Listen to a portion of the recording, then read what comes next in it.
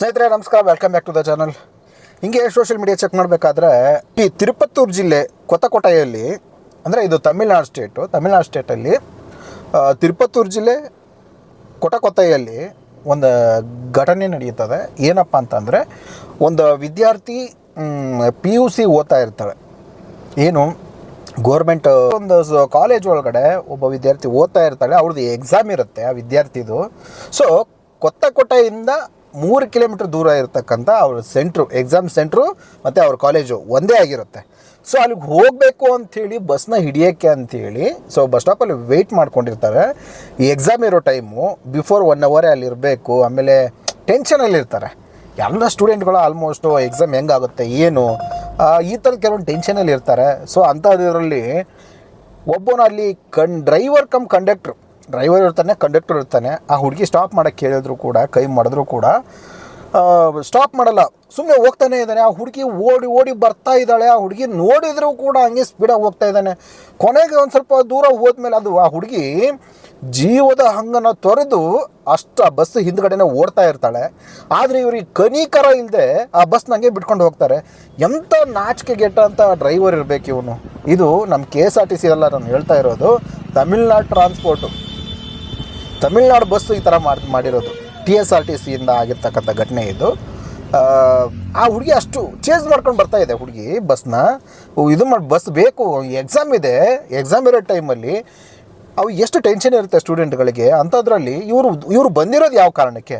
ಇವರು ಬಂದಿರೋದೇ ಅವ್ರಿಗೆ ಕೆಲಸ ಮಾಡೋದಕ್ಕೆ. ಇಂಥ ನಾಲಾಯಕ ಲಜ್ಜೆಗೆಟ್ಟ ಇಂಥ ಒಬ್ಬ ಡ್ರೈವರ್ ಇರೋದ್ರಿಂದ ಡ್ರೈವರ್ಗಳು ಇದಕ್ಕೇ ಅವಮಾನ ಆಗುತ್ತೆ. ನಿಜಕ್ಕೂ ಇದು ತುಂಬ ಅಮಾನವೀಯ ಅಂತ ಅನ್ನಿಸ್ತು. ಸ್ಟೂಡೆಂಟು ಓಡಿ ಬರ್ತಾ ಇದ್ದಾಳೆ, ಬಸ್ ನೋಡಿದ್ರೆ ಹಂಗೆ ಹೋಗ್ತಾನೇ ಇದೆ. ಕೊನೆಗೆ ಅಲ್ಲಿದ್ದವನು ಯಾರೋ ಪಾಪ ಅವನು ಮೊಬೈಲಲ್ಲಿ ವೀಡಿಯೋ ಮಾಡ್ಕೊಂಡಿರೋದಕ್ಕೆ ಅದು ಗೊತ್ತಾಯಿತು. ಅದು ತಮಿಳ್ನಾಡಿನ TSRTC ಡಿಪಾರ್ಟ್ಮೆಂಟ್ಗೂ ಕೂಡ ಇದು ಹೋಗಿ ಮುಟ್ಟುತ್ತೆ ವೀಡಿಯೋ. ಹಾಗಾಗಿ ಆ ಡ್ರೈವರ್ನ ಜೊತೆಗೆ ಆ ಕಂಡಕ್ಟರ್ನ ಇಬ್ಬರನ್ನೂ ಕೂಡ ಸಸ್ಪೆಂಡ್ ಮಾಡ್ತಾರೆ. ಒಳ್ಳೆ ಕೆಲಸ ಮಾಡಿದ್ರು ರೀ. ಎಷ್ಟೋ ಜನರ ಪ್ರಾಣ ಉಳಿಸಿರ್ತಕ್ಕಂಥ ಚಾಲಕರು, ಎಷ್ಟೋ ಜನ, ಉದಾಹರಣೆಗೆ ಎಷ್ಟು ಜನ ಬೇಕು.